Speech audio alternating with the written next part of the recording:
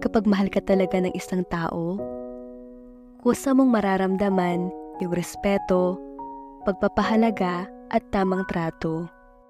Hindi mo na kailangan pang humingi ng oras at atensyon mula sa kanya. Hindi mo na kailangang makiusap sa mga bagay na gusto mong gawin niya. Dahil kusa niyang ipaparamdam sa'yo yung halaga mo kahit hindi mo hingiin.